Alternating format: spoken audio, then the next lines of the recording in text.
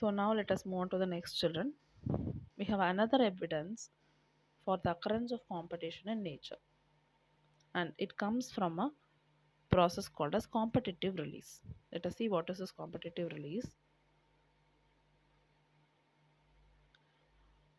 A species whose distribution is restricted to a small geographical area due to the presence of a competitively superior species. ഒരു ഒരു area ഉണ്ട്, and ആ ഏരിയയിൽ a species is restricted to a small geographical area. ഈ ഒരു സ്ഥലത്ത് മാത്രമാണ് ഒരു സ്പീഷീസ് ജീവിച്ച് വരുന്നത്.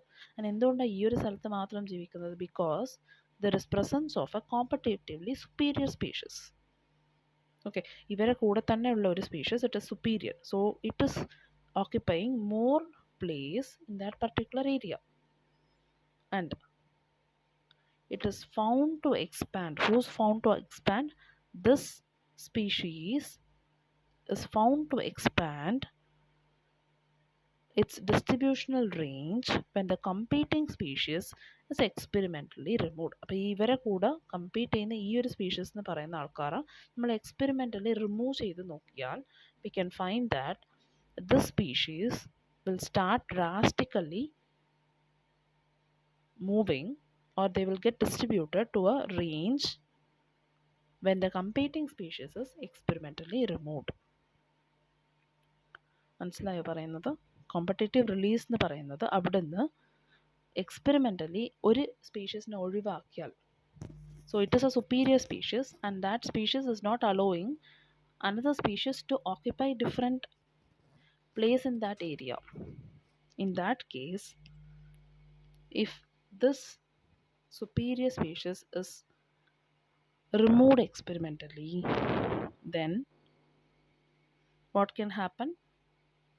ഈ ഒരു A എന്ന് പറയുന്ന species which is restricted to a smaller geographical area will start expanding drastically. പറയുന്നത് മനസ്സിലായോ? So think there is a species A and it is living in an area inside this place, that is it can be like this. So there is an area like this. In this area the A എന്ന് പറയുന്ന species ഇവിടെ മാത്രമാണ് ജീവിക്കുന്നത്. Because എന്തുകൊണ്ടാണ് അവർ അവിടെ മാത്രം ജീവിക്കുന്നത്? Because there is some superior species living in larger area. Okay, ഇവർ രണ്ടാളാണ് ആ ഒരു ഹാബിറ്ററ്റിലുള്ളത്. ഈ രണ്ട് സ്പീഷീസിൽ one species, the species called as B, it is occupying a larger area. It is competitively superior, and this species A is occupying a lesser area. And now what happens? The population of this A will start expanding. എപ്പോഴാണ് അവർ expand ചെയ്യാൻ തുടങ്ങുക? Expand എന്ന് വെച്ചാൽ ഈ ബാക്കി എല്ലാ സ്ഥലത്തേക്കും അവർ പോയി they will start growing there, or they will start living there.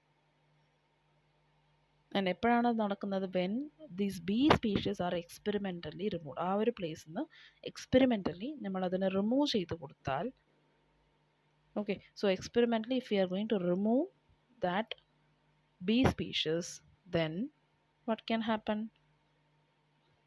Yes, the other one can start occupying a larger area.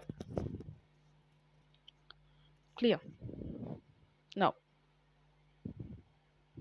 Now we are going to learn an experiment, field experiment, which was done by Connell's elegant. Right?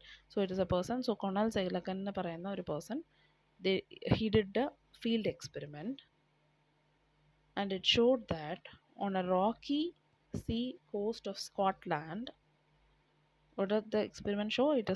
It happened in Scotland. So the rocky sea coast of Scotland, in that rocky region, the larger and competitively superior barnacle എന്ന് പറയുന്ന ഒരു particular organism, and അതിൽ ബലാനസ് എന്ന് പറയുന്ന ഒരു particular species is dominating in that intertidal area. So in Scotland, in rocky sea coast, what is happening? Comparatively, this competitively superior barnacle, which is called as balanus, is dominating the intertidal area. ആ area മൊത്തമായിട്ട് ഇവർ dominate ചെയ്ത് നിൽക്കുന്നുണ്ട്, because they are competitively superior. This Balanus is competitively superior. And it excludes the smaller barnacle. ബാർണക്കിളിൽ തന്നെ വേറൊരു ടൈപ്പാണ് ഈ ചാത്തമലസ് എന്ന് പറയുന്നത്. And this Chathamalus is excluded to a smaller area, or it is seen in a very smaller area from that zone. ആ സോണിൽ നിന്ന് പുറത്ത് ഒരു ചെറിയ ഏരിയയിലാണ് ഇവരുള്ളത്. Okay, and when were there, I mean, when were these organisms living like this, and so as this Balanus is superior, it is occupying a larger area, and it was excluding the smaller barnacles called as Chathamalus from the zone. ഈ ഒരു സോണിൽ ഇവരെ വളരാൻ വിടാണ്ട് this Balanus is preventing. So when we try to remove this Balanus from this area, this Chathamalus will start increasing their population, and same way the geographical area in which they live also will start increasing. So this is Cornell's elegant field experiment. Okay, now so അപ്പോൾ അതിൽ നിന്ന് എന്താണ് മനസ്സിലായത്? Competitive release എന്ന് പറയുന്നത് there is release of something, right? So competition is been released in this process. അവരെന്താ പറയുന്നത്? ഒരു species whose distribution is restricted to a smaller geographical area due to the presence of a competitively superior species is found to expand. എപ്പോഴാണ് ഈ ഒരു population expand ചെയ്യുക? when the distributional range, when the competing species is experimentally removed. Experimentally ഈ ഒരു Balanus എന്ന് പറയുന്ന superior species-നെ നമ്മൾ remove ചെയ്താൽ then Chathamalus will start occupying larger geographical area. So that is called as competitive release. നമ്മൾ ഇവരെ release ചെയ്ത് വിടുന്നതാണ്. Larger ഏരിയയിൽ വളരാൻ വേണ്ടി experimentally it can be done. And this is Cornell's elegant field experiment which showed that on the rocky sea coast of Scotland, the larger and competitively superior barnacle, which is Balanus, dominates the intertidal area, and it excludes the smaller barnacle, which is called as Chathamalus, from that zone. So in general, herbivores and plants appear to be more diversely affected by competition than carnivores. Okay, അപ്പോൾ in general നമുക്ക് എന്താ പറയുക? ഹെർബിയോറസ് ആനിമൽസും അതുപോലെ തന്നെ പ്ലാന്റ്സും, they are the one who appear to be more adversely affected by competition than carnivores. Okay, now let us see about another principle which was given by Gauss. ഗോസിൻ്റെ competitive exclusive principle എന്ന് പറയുന്നത് എന്താണെന്ന് നോക്കുക. It was the same thing which was explained earlier. So this Gauss competitive exclusion principle states that two closely related species competing for the same resource cannot coexist independently. Right? They cannot live together independently because they are competing for the same resource and they are closely related species. And the competitively inferior one will be eliminated eventually. അവർക്ക് ഒരുമിച്ച് അവിടെ ജീവിക്കാൻ പറ്റില്ല. ഈ രണ്ട് സ്പീഷീസിൽ ആരാണോ inferior ആയിട്ടുള്ളത് അവർ മെല്ലെ ആ ഒരു പ്ലേസിൽ നിന്ന് they will get eliminated. And this is true when the resources are limiting but not otherwise. ഈ ഒരു കോമ്പറ്റേറ്റീവ് എക്സ്ക്ലൂഷൻ പ്രിൻസിപ്പിൾ എന്ന് പറയുന്നത് it can work only when the resources are limited, or else this cannot happen. Okay, and more recent studies is not supporting such gross generalization about competition. ഇപ്പം നമ്മൾ പറയുന്ന പോലെ പണ്ടത്തെ സ്റ്റഡീസിൽ അവരിങ്ങനെയാണ് പറഞ്ഞത്, റൈറ്റ്? ഒരു superior organism ഉണ്ടാകുമ്പോൾ ഇൻഫീരിയർ ഓർഗാനിസം അവിടെ ജീവിക്കാൻ പറ്റുന്നില്ല എന്നാണ് പറഞ്ഞത്. But now most recent studies it does not support such gross generalization about competition. Now, so what the studies indicates now? The recent studies indicates that species facing competition ഒരു രണ്ട് species ഉണ്ട്, അവർ രണ്ടാളും തമ്മിൽ കോമ്പറ്റീഷനാണ് ഫുഡിനും ഷെൽട്ടറിൻ്റെ പാർട്ടി. They will evolve mechanism.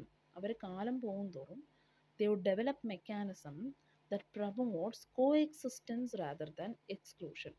അപ്പോൾ ഒരു ഇൻഫീരിയർ ആയിട്ടുള്ള ഒരു ഓർഗാനിസമിനെ ഒഴിവാക്കുന്നതിനേക്കാളും we are able to find when we studied about the present scenario, it is showing that they are evolving mechanisms which will promote their coexistence. ആ രണ്ട് സ്പീഷീസും ഒരുമിച്ച് ജീവിക്കാൻ പറ്റുന്ന തരത്തിൽ they will develop some mechanisms that will promote the coexistence rather than exclusion. അതിനെ ഒഴിവാക്കാണ്ട് അതിൻ്റെ കൂടെ തന്നെ ജീവിക്കാനുള്ള കപ്പാസിറ്റി ഉണ്ടായി വരുന്നുണ്ട്.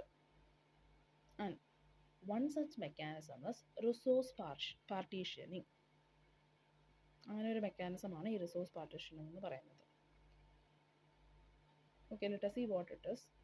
If two species compete for the same resource, they would avoid competition. അവർ ചില ക്യാരക്ടറിസ്റ്റിക് ഇവോൾവ് ചെയ്ത് they are trying to coexist. ഒന്നിനെ ഒഴിവാക്കി വിടാണ്ട്, രണ്ട് സ്പീഷീസിൽ ഒരാളെ കംപ്ലീറ്റ് അവിടെ നിന്ന് ഒഴിവാക്കാണ്ട് instead they are trying to coexist. ഒരുമിച്ച് ജീവിക്കാനാണ് നോക്കുന്നത്.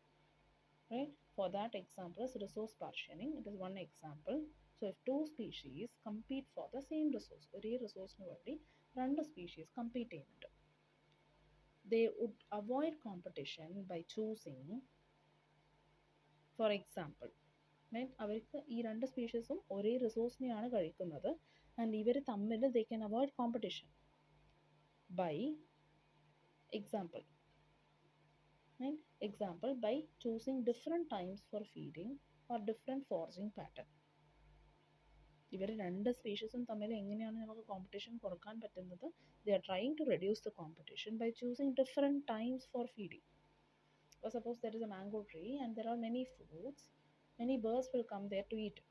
അപ്പോൾ എല്ലാ ബേർഡ്സും കൂടി ഒരു ടൈമിൽ വരാണ്ട് closely related birds or closely related species, they can come in different time periods for feeding, or different foraging patterns can be used.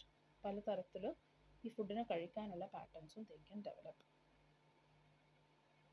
Okay, so this was studied by MacArthur.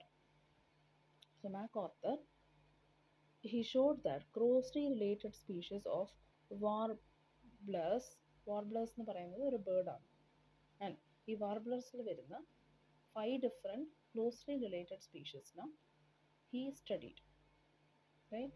So he showed that 5 closely related species of warblers, they are living on the same tree, and they are able to avoid competition, and they are able to coexist due to behavioral differences in their foraging activity. Okay, അവർ ബിഹേവിയറിൽ അവർ മാറ്റം വരുത്തി, അവർ ഈ പ്രേനെ കഴിക്കാൻ വരുന്ന ആ ഒരു ആക്ടിവിറ്റിയിൽ മാറ്റം വരുത്തി they are able to avoid competition and they are coexisting in that particular environment, right? So these are closely related species. അപ്പോൾ ഈ warblers എന്ന് പറയുന്നത് closely related species ആണ്. You can see different kinds of it, right? And they are living in this one tree. Okay, and to avoid competition and coexistence, they show different behavioral changes in them. In their foraging activity, brain എടുക്കുന്ന ആക്ടിവിറ്റിയിൽ they are showing some differences. That is, as I told, one example was they would have chosen different times to take that food. ആ ഭക്ഷണത്തിന് പല സമയമായിട്ട് അവർ പോയി കഴിക്കുന്നുണ്ട്. Clear? So this is about the competition. Now let us move on to the next one, which is parasitism. So parasitism, it is a mode of life which ensures free food and shelter. And അതൊരു മോഡാണ്, and ആ മോഡിൽ one organism is obtaining free food and shelter. Okay, and this parasitism has evolved in many taxonomic groups from plants to higher vertebrates. എല്ലാ ഓർഗാനിസംസും നമ്മുടെ ശരീരത്തിലുമുണ്ട് parasites, പ്ലാന്റ്സിലുമുണ്ട്, and ഇന്നും small ആയിട്ടുള്ള ഓർഗാനിസംസിലും we are able to find this parasites. Many parasites have evolved to be host specific, right? So it is interaction in which one organism will depend on the other organism for food and shelter. Food and shelter ആണ് ultimate ആയിട്ട് അവർക്ക് വേണ്ടത്. Okay, now Many parasites, they have, they have developed or they have evolved to be that is host specific. അതിൻ്റെ അർത്ഥം they can parasite only a single species of host. അവർക്ക് തോന്നിയ പോലെ എല്ലാ ഓർഗാനിസമിനെയും അവർക്ക് ഹോസ്റ്റായിട്ട് യൂസ് ചെയ്യാൻ പറ്റില്ല. Instead they are host specific. So they can parasitize only a single species of host in such a way that both host and the parasite will tend to co-evolve. Okay, അങ്ങനെ ഒരു കണ്ടീഷനിൽ see many parasites and host they tend to be co-evolve. That is, if the host evolves special mechanism for rejecting the parasite has to evolve mechanism to counterattack them. Such parasites are host specific and they can parasite only on a single species. എന്താ പറയുന്നത്, many species have evolve to be host specific. അതിൻ്റെ അർത്ഥം എന്താ, ഒരു particular parasite ഒരു ഹോസ്റ്റിന് മാത്രമേ പോയിട്ട് ജീവിക്കുന്നുള്ളൂ. And when time moves on, it will be such a way that both the host and the parasite will tend to co-evolve. Co-evolve എന്ന് പറഞ്ഞാൽ ഇവർ രണ്ടാളിലും പുതിയ ചില ഗുണങ്ങൾ അവർ വരുത്തും. That is, if the host is evolving special mechanism for rejecting or resisting the parasite, അപ്പോൾ ആ host ബോഡിയിൽ ഒരു പുതിയ മെക്കാനിസം യൂസ് ചെയ്ത് ഈ പാരസൈറ്റിനെ എപ്പോൾ നോക്കിയാലും ഈ പാരസൈറ്റ് എപ്പോഴും ഉണ്ടല്ലോ, അപ്പോൾ അതിനെ പ്രിവെൻറ്റ് ചെയ്യാൻ വേണ്ടി if they are developing some special mechanism to prevent the parasite in turn has to evolve mechanism to counteract and neutralize them. Only then they can be successful. അപ്പോൾ മാത്രമാണ് the parasites are becoming host specific. അപ്പോൾ ആ ഹോസ്റ്റിൽ മാറ്റം വരുന്നതനുസരിച്ച് പാരസൈറ്റ്സിലും they should bring about change. Only then they can co-evolve. This process is co-evolving. Only then they can succeed in residing as a parasite. Clear? Okay, so in accordance with their lifestyle, parasites evolved special adaptations. അപ്പോൾ ഈ ഹോസ്റ്റിൽ ജീവിക്കാൻ വേണ്ടി പാരസൈറ്റ്സിൽ പലതരത്തിലുള്ള adaptations ആണ് ഉള്ളത്. Such as loss of unnecessary sense organs. So these parasites will not have unnecessary sense organs. Then presence of adhesive organs or suckers to cling on the host. ഹോസ്റ്റിൻ്റെ ശരീരത്തിൽ പിടിച്ചു നിൽക്കാൻ വേണ്ടി they have adhesive organ to cling to the host. Right? ഹോസ്റ്റിൻ്റെ ശരീരത്തിൽ പിടിച്ചു നിൽക്കാൻ വേണ്ടി there is presence of adhesive organ or suckers. I hope ഇങ്ങനെ ഒരു സ്ട്രക്ചറാണ് സക്കേഴ്സ് എന്ന് പറയുന്നത്. ഇതുപോലെയുള്ള സ്ട്രക്ചേഴ്സ് വെച്ചിട്ട് hook like structures using that they will cling to the host. And loss of digestive system, right, or reduced digestive system. അതിൻ്റെ അർത്ഥം എന്താ, ഹോസ്റ്റിന് most times parasite will get digested food only. So there is no need for them to have a complex digestive system. Loss of digestive system and high reproductive efficiency. വേഗം ഇവർക്ക് reproduce ചെയ്യുന്ന കപ്പാസിറ്റിയും ഉണ്ടാവും. Okay, so these are the adaptations of parasites towards the host and suckers to absorb food. So suckers are there which will help in absorbing the food. Clear, children? Okay. Now let us see the next part. The parasite's life cycle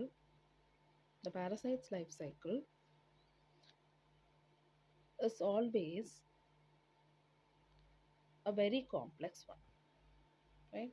Parasite life cycle എന്ന് പറയുന്നത്, ജീവിതകാലം എന്ന് പറയുന്നത്, they are often complex. Okay, and why is it complex? It involves one or more intermediate host or vector to facilitate parasitization of its primary host. See, അവരുടെ primary host ആ specific ഹോസ്റ്റിൽ എത്തിച്ചേരുന്ന മുമ്പേ അവരുടെ ജീവിതകാലത്തിൽ കുറച്ച് ഭാഗം അവരെന്ത് ചെയ്യും, they will be involved or they will be found in an intermediate host or vector. The human liver fluke, which is a termitoparasite, will depend on two intermediate hosts. One is a snail and the other one is a fish to complete their life cycle. Okay, so life cycle of some parasites may involve one or two intermediate hosts or vectors. Example is human liver fluke. It depends on two intermediate hosts, that is snail and fish, to complete their life cycle. Okay, ഹ്യൂമൻസിന് മാത്രമായിട്ട് അവർക്ക് അവരുടെ life cycle continue ചെയ്യാൻ complete ചെയ്യാൻ പറ്റില്ല. They have to be seen in other two organisms also. Then the malarial parasites need a mosquito vector to spread it to other host. Malaria എന്ന് പറയുന്ന പാരസൈറ്റിന് direct ആയിട്ട് ഹോസ്റ്റിനെ attack ചെയ്യാൻ പറ്റില്ല. So what do they require? The malarial parasite will need a vector, and these vectors are mosquitoes, and they will spread the parasite to the host. ബാക്കി ഹോസ്റ്റിലേക്ക് ഇവർ എന്ത് ചെയ്യും? They will be spreading the parasite. And majority of parasites, they will harm the host. Most parasites, they will harm the host. They may reduce the survival, growth and reproduction of the host and reduce its population density. Right? So parasites will reduce the growth, survival and reproduction of the host and reduces its population density. അവരെ വളർച്ചയിനും അവരെ ജീവിക്കുന്നതും അതുപോലെ അവരെ റീപ്രൊഡക്ഷനെ affect ചെയ്യും. And so the population density will be affected. They might render the host more vulnerable for predation by making it physically weak. See, അവരുടെ ഗ്രോത്തും proper അല്ല, at same time അവർക്ക് proper ആയിട്ടുള്ള ന്യൂട്രിയൻസ് കിട്ടുന്നുണ്ടാവില്ല, because parasites are taking it. So even they might become a more vulnerable prey to the predators by making them physically weak. Physically അത് weak ആകുമ്പോൾ automatically more predators can easily eat the host. Okay, now do you think that these parasites can live inside the host without harming? It is not possible. So we don't have a natural selection through which the harmlessness of parasites can be reduced, because if parasites are present, most of the parasites will be causing some problem in the host body. Okay, and it is thriving in the host by creating problems in the host organism. അവരെ എണ്ണം കൂട്ടുന്നത് അവർ ആ ഹോസ്റ്റിൽ പ്രശ്നങ്ങൾ വരുത്തിയിട്ടാണ്. Now let us see. So parasites can be of two types. One is ectoparasite and the endoparasite. So parasites called as ectoparasites, they are found on the external surface of the host organism. പുറത്താണ്, ആ ഹോസ്റ്റിൻ്റെ ശരീരത്തിന് പുറത്തായിരിക്കും we will be able to find.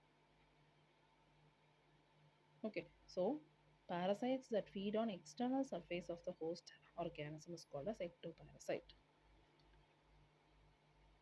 Clear? Example, the most familiar example is lies on humans lice, human lice, you can see it here.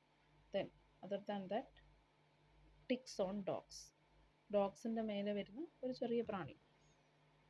And many marine fishes, they are infected by an ectoparasite which is called as copypodes. Okay, so these are examples of the ectoparasites. endo എന്ന് പറഞ്ഞാൽ ഉള്ളിൽ, ശരീരത്തിൻ്റെ ഉള്ളിലാണ്, ഇത് ectoparasites ആണ്. So these are the example. Now Cuscuta again, it is a parasitic plant that is commonly found growing on hedge plants and has lost its chlorophyll and leaf in course of evolution. Okay, so this thread-like structure is the Cuscuta plant. Okay, ഈ Cuscuta plant parasitic characteristic ആണ് ഉള്ളത്, and it is growing on the hedge plants and they have lost the chlorophyll and the leaf during course of evolution. And how does it derive its nutrition? It derives its nutrition from the host plant where it parasites. So they will absorb food from the host plant. നമ്മൾ മാവിൻ്റെ മേലെയൊക്കെ നമുക്ക് കാണാം twig like structure, ഇങ്ങനെ yellowish twig like structure complete ആയിട്ട് അതിന് cover ചെയ്തിട്ടുണ്ടാവും. So they will be using the food and shelter from the host organism. See, most of the parasites, they are living in host organism for obtaining food and also to get shelter.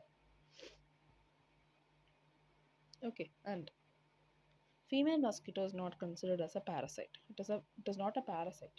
എന്തുകൊണ്ടാണെന്ന് വെച്ചാൽ അതെപ്പോഴും നമ്മുടെ ശരീരത്തിലല്ല ജീവിക്കുന്നത്.